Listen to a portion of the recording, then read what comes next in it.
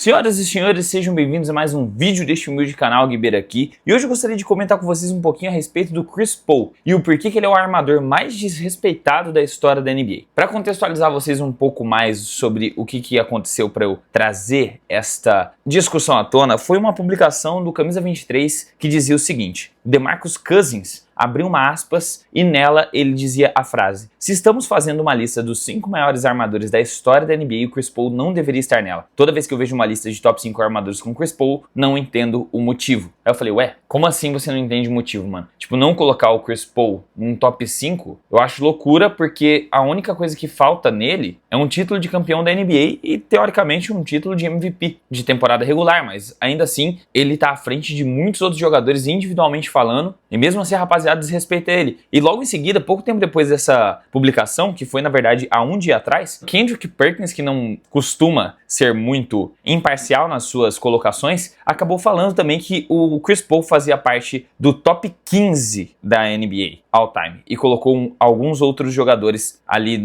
entre o top 10 e o top 15 na frente do Chris Paul, ele como 15º colocado. E eu achei isso uma falta de respeito com a carreira do Chris Paul, com tudo que ele acabou entregando ao longo dos anos. E eu vou aqui discursar um pouquinho com vocês a respeito disso no vídeo de hoje. Então, se você está chegando por aqui agora, seja bem-vindo ao canal Trash Talk. Se você gostar do conteúdo, me promete que você vai se inscrever, ativar o sininho e deixar o like lá no final, que já vai estar me ajudando demais a continuar com esse projeto de pé. Mais uma vez, muito obrigado pelos 70 mil inscritos. Vocês ajudam a manter este sonho, que é criar conteúdo e falar sobre NBA aqui na internet vivo. E aqueles que são um Trash Talker aí, já vai deixar o like porque sabe que esse vídeo foi feito especialmente para você. Lembrando, ainda está disponível as camisetas da loja Trash Talk, caso você queira andar dripado e ajudar mais diretamente o canal. Primeiro link aqui da descrição, e eu estou em Penápolis, São Paulo. Como vocês podem ver, não estou no meu estúdio. E se você for de Penápolis, manda uma DM na loja Trash Talk que eu consigo entregar na sua casa, fechou? Ah, tá tendo também o cupom TALK15, cupomzinho de 15% de desconto em todo o site, fechou? Cupom limitado, corre lá e adquire a sua. Agora, sem mais delongas, bora começar a falar de Chris Paul. E é o seguinte, se eu colocar top 10 jogadores na posição de armador de todos os tempos no ChatGPT, no Basketball Reference, que é onde eu pesquiso mais sobre estatísticas e tudo que eu preciso saber sobre um jogador da NBA, ele coloca em ambas as listas o Chris Paul em 6º lugar, atrás apenas de nomes como John Stockton, Oscar Robertson, Magic Johnson, Stephen Curry e Isaiah Thomas. Ambas as listas praticamente são iguais, mano. Se a gente olhar, eu acho que o ChatGPT pesquisou também no Basketball Reference para poder, inclusive o ChatGPT ele coloca na frente do Jason Kidd, na frente do Steve Nash, na frente de Walter Frazier e na frente de Bob Cousy. Então vamos falar um pouquinho a respeito do porquê que ele é desrespeitado e eu não entendo o motivo. Mas antes eu quero falar para vocês a lista de top 10, né, do nosso mano Kendrick Perkins, que ele falou que é o seguinte: Magic Johnson, Stephen Curry, Oscar Robertson, John Stockton, Isaiah Thomas, Gary Payton, Russell Westbrook, Steve Nash, Jason Kidd e Bob Cousy. Tá, eu vou começar citando aqui a respeito apenas de jogadores que, na minha opinião, na minha concepção, não entram em listas de top 10, de top nada. São os jogadores da década de 50. Jogadores que jogavam naquela época que era quase que um apartheid. Jogadores negros não eram permitidos na maior liga de basquete do mundo. Então eu decreto que Bob Cousy não entra. Assim como eu não coloco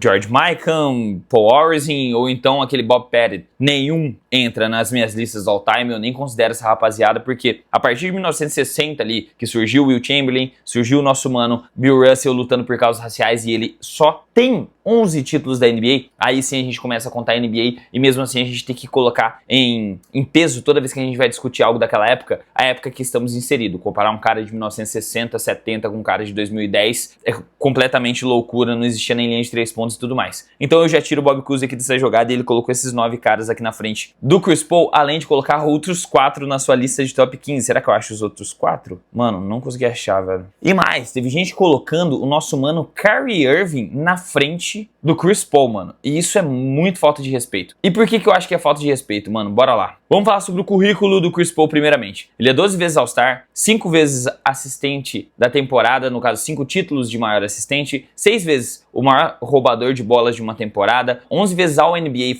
algum dos times ideais da NBA. 2005, 2006 ele foi o time de calouro, ele ficou com o Rookie of the Year de 2005, 2006, 9 vezes nos times defensivos, 9. 2012, 2013 ele foi All-Star MVP, fez parte dos 75 anos da NBA, mas só que algo que pouco se diz na carreira do nosso mano CP3 é que ele também, em sua terceira temporada de NBA, estava cravando 21 pontos, 11,6 assistências, 2,7 roubos, 48% de quadra, sendo o segundo na corrida de MVP, e muita gente defende que ele merecia ter ganhado esse prêmio na frente de Kobe Bryant. É que o Kobe meio que já vinha perseguindo esse título há muitas temporadas, entregaram pro Steve Nash, porque o time do Steve Nash, né, aquele Phoenix Suns 7 Seconds foi melhor do que o time do Lakers na época em que o Nash ganhou os 2 títulos, e aí depois veio o Chris Paul, e os caras falaram, não, pelo menos a gente tem que entregar um título pro Kobe aqui, o cara tá jogando praticamente que sozinho, vamos dar essa brecha aqui. O Lakers foi bem o suficiente para ele poder conquistar esse título, que é praticamente um título coletivo, né, o melhor jogador da melhor equipe. Mas vamos lá, por que eu acho que o Kyrie Irving não tá nessa conversa? Ele está longe de chegar no CP3, e o CP3 na verdade está na frente de vários jogadores aqui que o Kendrick Perkins coloca como melhores do que ele, como por exemplo John Stockton, e até mesmo podemos colocar na frente de Oscar Robertson. Assim, minha humilde concepção, eu entendo que o top 2 é meio que intocável, Curry e Magic são disparadamente os únicos armadores que são colocados nas listas de top 10 e são considerados um dos 10 melhores jogadores de todos os tempos, e justamente por isso que é muito difícil da gente classificar do 3 até o 7 quem são os outros 7 maiores, mas deixar o CP3 de fora eu acho que foi uma completa loucura, porque assim, a posição de armador já é muito complicada. O cara antigamente já era um armador mais baixo, agora temos outros armadores altos como o LaMelo, Luka e etc, Shai Gilgeous-Alexander, que provavelmente vão ser conversados nessa lista mais pra frente, mas eram jogadores de estatura mais baixa que tinham por função organizar o jogo. E a partir do momento que eles não pontuam tanto, já que a estatística de pontuação é muito considerada na NBA, eles dificilmente concorreriam para prêmios individuais, como MVP. O Allen Iverson, por exemplo, ele ganhou o prêmio de MVP quando ele se mudou para shooting guard. Ele jogava como SG, não como PG. Apesar de ele ter jogado grande parte da carreira como armador também. E eu acho que até por isso ele não entra nessas listas, porque ele é considerado pela grande maioria como um shooting guard. Mas vem me falar que um cara que teve duplo-duplo de média, com assistências, em 7 temporadas da NBA, uma carreira com uma extrema longevidade, não deveria estar no top 10 porque ele não ganhou um título individual ou então não ganhou um título da NBA. A gente tem que considerar também o contexto de todas as equipes que o nosso mano Chris Paul passou e que ele não ganhou o título. Por exemplo, no New Orleans Hornets, que foi por onde ele jogou a primeira parte da carreira dele. Cara, com todo respeito àquela franquia, mas era uma franquia bem bunda. Ele praticamente tentava carregar aquele time nas costas. Ele nunca teve uma ajuda decente e sempre era jogadores assim, final de carreira,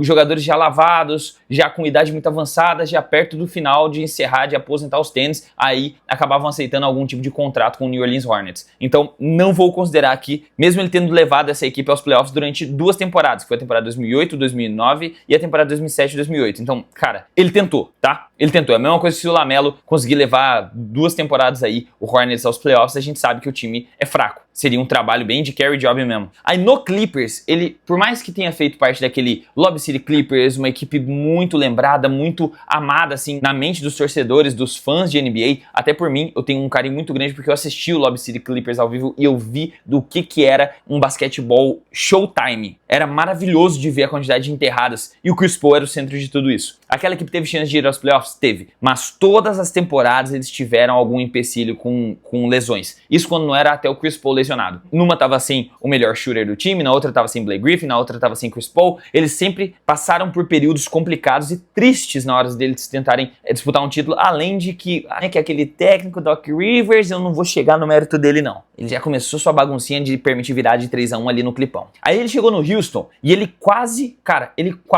conseguiu fazer com que o Houston Rockets passasse pelo juggernaut que era o Golden State Warriors de Klay Thompson, Stephen Curry, Draymond Green e Kevin Durant. Detalhe, ele não teve culpa, teve uma lesão na posterior. A gente pode até dizer que esse mano é amaldiçoado, mas ele teve aquela lesão fatídica na posterior que tirou ele dos 2 últimos confrontos e adivinha, os caras estavam com a vantagem de 3-2, perderam o jogo 6 e o jogo 7 porque o Chris Paul não jogou, o Barba não conseguiu carregar aquele time até uma final. O Barba não conseguiu, ele mais aquelas 27 bolas para 3 que o time do Houston Rockets errou. E infelizmente depois de 2019, depois do período dele no Houston, perdendo produção, acabando ficando mais lesionado e mesmo assim, e mesmo não conseguindo passar dos 20 pontos por partida, a eficiência dele, o arremesso dele para 3 pontos, tudo no jogo dele melhorou ao ponto dele conseguir chegar numa final de NBA junto com aquele Phoenix Suns. E sim, eu estou falando da temporada de 2021, na qual eles perderam para o Giannis Antetokounmpo nas finais, mas, mano, ele jogou muita bola naquele Phoenix. E aí, o que muita gente deve estar desconsiderando do fato do Chris Paul ser um armador lendário dessas últimas temporadas, talvez seja a última temporada de Phoenix Suns, lesionou legal, e a temporada dele de Golden State, que ele também lesionou legal, e essa última temporada que ele veio bem, mas só que não assim como esperava, né? Não chegou nos 10 pontos de média, ainda com 7,4 assistências, o que é excelente para um cara da idade dele, chutou 38%, um dos melhores arremessadores de meia distância de todos os tempos da NBA. E cara, o currículo do Chris Paul, sendo um dos melhores pontuadores na posição de point guard, sendo o segundo da história em assistências, o segundo na história em roubos de bola, um dos melhores armadores defensores da história da NBA, coloca ele sim, na minha opinião, do top 10, do top 5 e talvez até do top 3, top 4, dependendo da sua lista, porque o mano Chris Paul deve ser considerado e até mais relevante do que o John Stockton, que é um dos caras mais superestimados da história da NBA, que fez uma dupla lá com o Karl Malone que não conseguiu atingir nada. E os melhores anos de Utah Jazz, já comentei isso anteriormente no canal, foi quando tiraram mais a bola da mão do John Stockton e deixou o time jogar mais coletivo, menos ele centralizando todo e qualquer ataque. Agora vamos lá para as comparações que estão colocando. Eu já tirei, né, um deles da fila, que seria o Bob Cousy, o Walt Frazier, aceito, ele está por aqui. Jason Kidd e Steve Nash. Se você colocar o Steve Nash, a única coisa que ele tem a mais do que o nosso mano Chris Paul são realmente títulos de MVP, de Most Valuable Player, que foi por conta do Phoenix Suns ser o melhor time. Porque se a gente pegar as estatísticas, produção, quanto que o cara rendia individualmente, comparando o Chris Paul, que quase chegou a um título de MVP, ficou em segundo, com as duas temporadas do Steve Nash, a única coisa que o Steve Nash teve melhor do que o Chris Paul foi aproveitamento para 3 pontos, né? Aproveitamentos no geral, 50, 40, 90. Enquanto isso, o Chris Paul supera ele em pontos, supera ele em roubos de bola, muito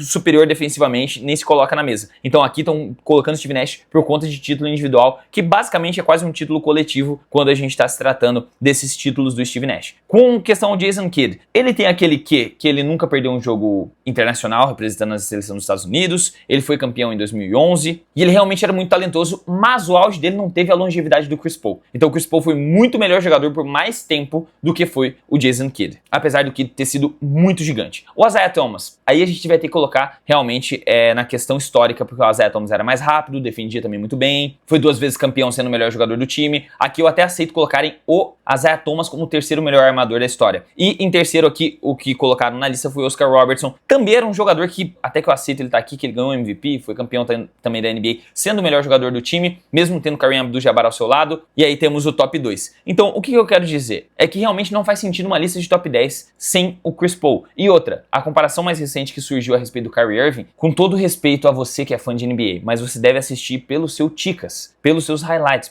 pelas plataformas de conteúdo vertical, para você achar que o Kyrie Irving é superior na função de armador do que o Chris Paul. Ele é melhor pontuador, melhor finalizador no aro, porque ele faz aquelas bandejas acrobáticas que viraliza no TikTok, e ele leva também uma certa vantagem quando o quesito é arremesso para 3. Mas arremesso de meia distância, jogo no geral, né, líder, até porque o Kyrie Irving não é um líder de uma equipe, defensor, arremessador de meia distância e até finalizando com floater, o nosso mano Chris Paul supera o Kyrie Irving também. Sem falar que o Kyrie Irving nunca teve 8 temporadas de duplo-duplo com mais de 10 assistências, tá? Então você deve estar acompanhando o basquete errado. Mas eu realmente só acho que o Chris Paul está sendo pouco reconhecido por toda a história dele na NBA. Eu venho aqui como um defensor do Chris Paul. Não sou, assim, dos maiores fãs, mas eu consigo reconhecer a grandeza dele e tudo que ele já escreveu de história na NBA. E de duas uma, mano. Às vezes eu acho que ele é um pouquinho amaldiçoado com questão a título. Ele vai ser aquele realmente o rei sem anel, lá ele, boy. Mas sim um dos melhores armadores de todos os tempos que não conseguiram conquistar um título. E 2, ele também foi um pouco boicotado, porque se ele tivesse ido pro Lakers jogar com Kobe, sabe lá Deus o que eles poderiam ter feito juntos. Então, as franquias que ele passou, mano, por mais que ele tenha tentado pra caramba ir atrás de um título com as franquias que ele assinou, e também elevando o nível de todas as franquias que ele passou, até o Shai Gilgeous-Alexander fala que ele não seria o armador que ele foi se ele não tivesse sido mentorado pelo nosso mano Chris Paul, eu consigo reconhecer que facilmente, tranquilamente, sem pensar 2 vezes, na frente de John Stockton, na frente de Jason Kidd, na minha opinião, né, aqui, do 4 pro 10 você pode variar aí conforme a sua opinião pessoal, mas não colocar o Chris Paul na lista de top 10 armadores de todos os tempos é simplesmente uma loucura misturada com doideira. E assim, lembrando que essa aqui é a minha humilde concepção de um cara que já tentou jogar de armador e, rapaziada, é muito difícil. Deixa aqui a sua opinião nos comentários, o que você acha a respeito da carreira do Chris Paul. Todo comentário é muito bem-vindo pra gente discutir a respeito do assunto. Se você ficou até aqui, significa que você gostou do conteúdo, então se inscreva, ativa o sininho, deixa o like, vai estar me ajudando demais. E se quiser ajudar mais diretamente, primeiro link da descrição, loja Trash Talk. Agora sim eu vou ficando por aqui, muito obrigado pela sua audiência, um forte abraço, até o próximo vídeo e falou!